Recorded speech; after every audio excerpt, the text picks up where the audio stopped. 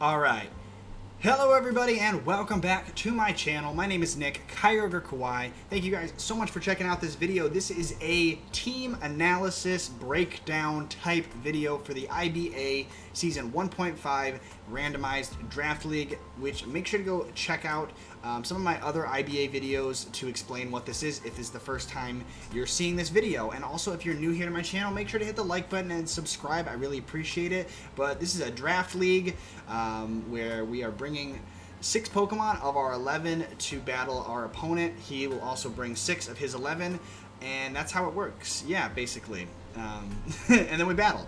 Do a Pokemon battle. You can see my opponent is the Bouffalant Sabres, and on the right hand of the screen is his roster of 11 Pokemon. And then I am actually showing just on the bottom of the screen the 6 Pokemon that I am bringing for my team. So basically this video I'm just going to be talking about my team that I'm bringing this week and why. It's going to be a short video because, to be honest, I didn't do a lot of preparation this week, but I wanted to at least show you guys the sets that I am bringing into this week. We're going to start off here with, actually I'm going to go in order from left to right as they are on the screen. So we have the Centiskorch, nicknamed Trash, which last week kind of proved that it wasn't trash, did pretty well in my last week's battle, so make sure to check that out on my channel, just the most recent IBA video that's on my channel. So it's still nicknamed Trash. I'm not fully convinced that it is not trash yet, but we will see how it does this week. But again, the Centiskorch, Gigantamax Centiskorch here is the only Pokemon I'm allowed to Dynamax, is my Gigantamax captain here, Centiskorch. This week I felt like giving it a weakness policy because I noticed my opponent's team has no Rock-type Pokemon, which previously Centiskorch was holding the Chardy Berry to resist damage from Fire-type attacks, but don't think I need that because literally almost none of my opponent's Pokemon even get a Rock-type attack. So I figured, you know, if I get hit by a Water move, you know, weakness policy, or, you know, flying move, something that is super effective against Centiskorch in my Dynamax Gigantamax form, I would be able to take that hit pretty well and get a weakness policy attack boost, which is good paired with its moveset of Coil, which boosts attack, defense, and accuracy to be able to set up my physical attack and physical defense, which benefits all of my moves, making them more powerful. Leech Life, Bug-type move gets me health back as well, recovering obviously half of the damage taken dealt to the opponent. So that hits, I believe, Incineroar for neutral damage. It hits Hatterene neutral as well because of the fairy. So it hits a lot of things neutrally, which is cool, but also does super effective damage against Appleton, I believe, as long as Dragon doesn't resist Bug, which I honestly don't know off the top of my head. And it hits Weavile super effectively. So, and it's you get the same type attack bonus for being Bug type, the same type as the Pokemon. So that's cool. Fire Lash is my fire type attack for this fire type Pokemon. Pretty straightforward. Allows me to hit Aegislash and Weavile and Frostmoth for all super effective damage. And then the last move is Knock Off, which again hits Aegislash, is also gonna hit Rotom for super effective damage. And Knock Off is just a really good move to have to eliminate my opponent's items. So that covers here the move set. Okay, my controller is glitching out. Oh, I forgot I have to hit B before I can move back and forth. Trust me, I totally know how to control this game. The next thing we are looking at here is its stats distribution, its EV spread. It has the White Smoke ability, that way my stats just can't be lowered by like Intimidate on Incineroar, which I thought would be good to have. And it is fully invested in attack with the Adamant Nature, and a lot of it invested in speed. I don't know the exact numbers, but it's mostly invested in speed with a little bit left in HP. Again, I didn't custom do the EV spreads. This is literally the same Centiskorch I brought last week. I just threw it on the team and changed its move set to that. Next up, we are going to go to Serena, which again, I literally didn't change this thing at all. It is max HP, max attack with an up and special defense nature, holding the Assault Vest item, which also boosts the special defense stat as well. So it's really bulky with maximum stats in HP and does a lot of damage with its max attack, and then also really bulky in special defense with that Assault Vest item. Giving it the moves Knock Off, Seed Bomb, Rapid Spin, and U-Turn just basically is meant to use Rapid Spin, which gets rid of like hazards on the field like Stealth Rock and such and Sticky Webs. U-Turn to be able to do a little bit of damage and then switch out for free. Seed Bomb because it is a grass type attack like Serena and gets powered up because of that, and it's just overall a powerful, our most powerful move that we have just for doing damage. Against, I mean, it really doesn't hit much at all, super effective, maybe Araquanid, that's about it. And then Knock Off, again, a good move to have just to be annoying as a defensive Pokemon. It's good to be able to hinder your opponent with, like, Knock Off. Then we are going to have our Kirim here, Wheezy, which shout out to the show Dragon Tales, which I used to watch as a kid, which had a pink dragon that was a conjoined twin with Zack and Wheezy. So that's where this name came from. I don't know if I ever explained that in a previous episode where I used it. So this is a Choice Specs Kirim here with max special attack, max speed with the speed boosting nature as well. So it is fully the maximum speed that it can be. With Draco Meteor, Freeze Dry, Earth Power, and Flash Cannon. Just, you know, Draco Meteor hits things neutrally and hits Appleton super effectively. Freeze Dry hits Araquanid super effectively, and Appleton for 4 times super effectively. And Earth Power hits Aegislash and Incineroar and Bolton super effectively. Flash Cannon hits Frostmoth and Weavile and Hatterene and Zacian super effectively. So this thing has coverage that can hit almost everything super effectively, and if not super effective, it's neutral. And with Choice Specs boosting the damage, it's basically going to do a lot of damage to anything it wants.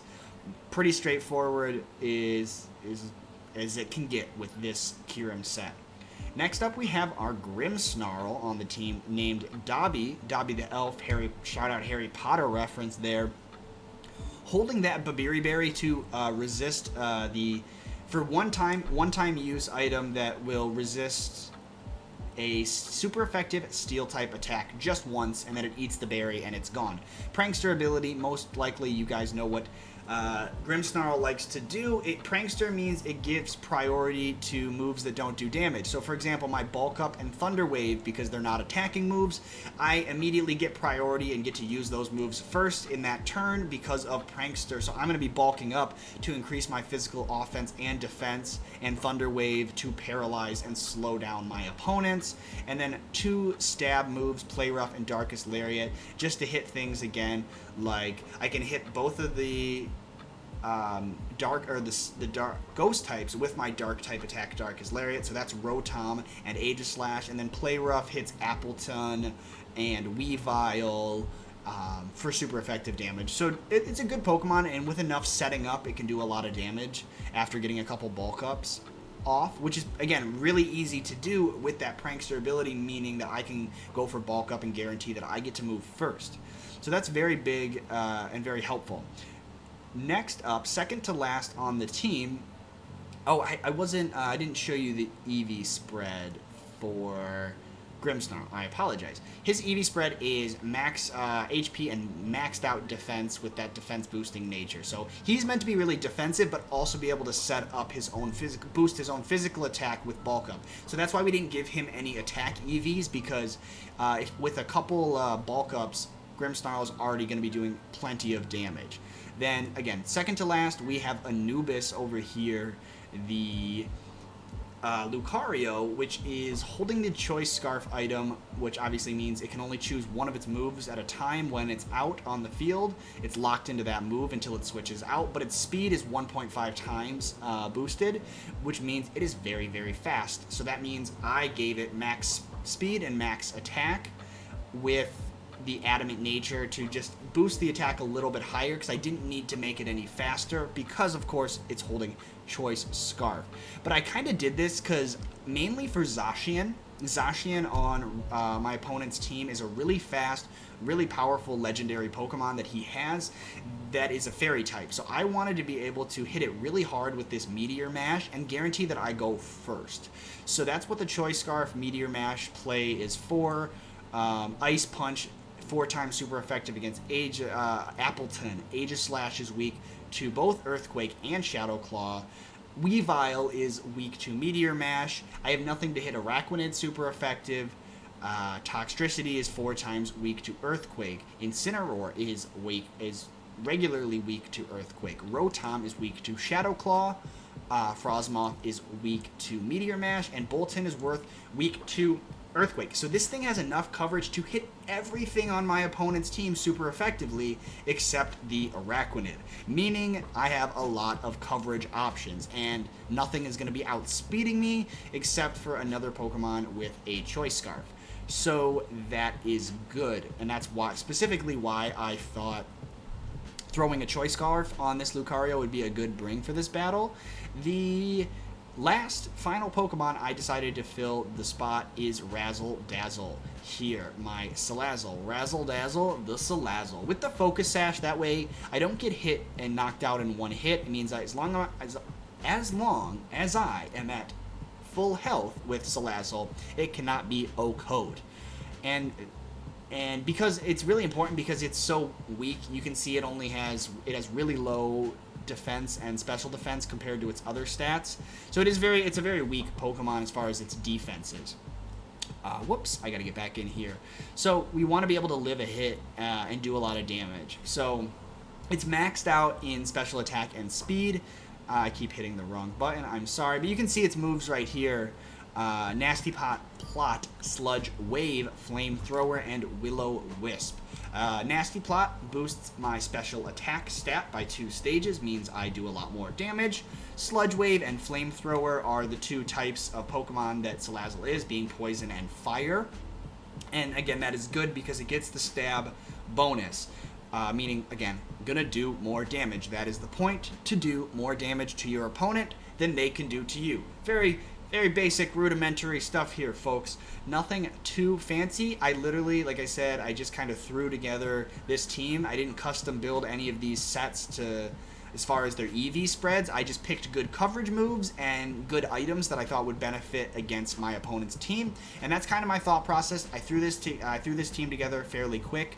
And yeah, so you guys are going to see how it goes in the battle, which will be posted on my channel tomorrow at 10 a.m. Eastern Standard Time. Mine and all of the other coaches in the IBA's videos all go up at 10 a.m. on Saturday, unless there's any delays with, technical difficulties. So make sure to tune in on Saturday to watch my video and see how the battle turns out, and also check out all the other coaches. Their links are down in the description below.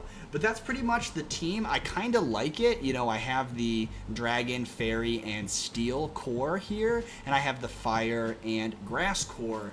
But unfortunately, my Pelipper that I was using in previous weeks of the IBA was forcefully traded away. So now I have no Water-type Pokemon.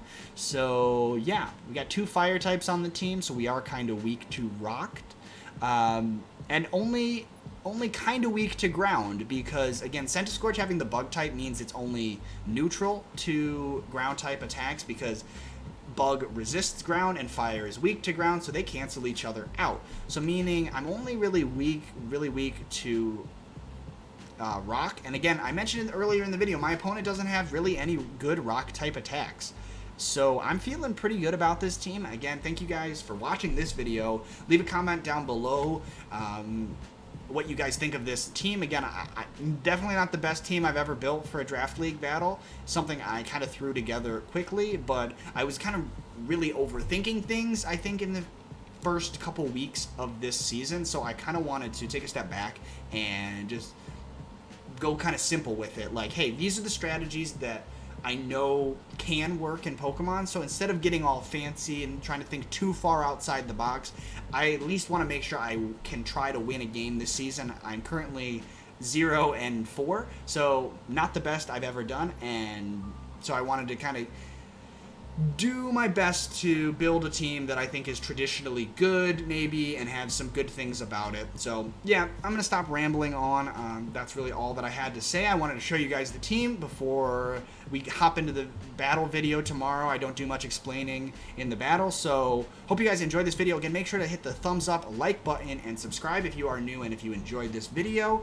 Thank you guys so much for watching, and I will see you guys tomorrow for the battle. Peace!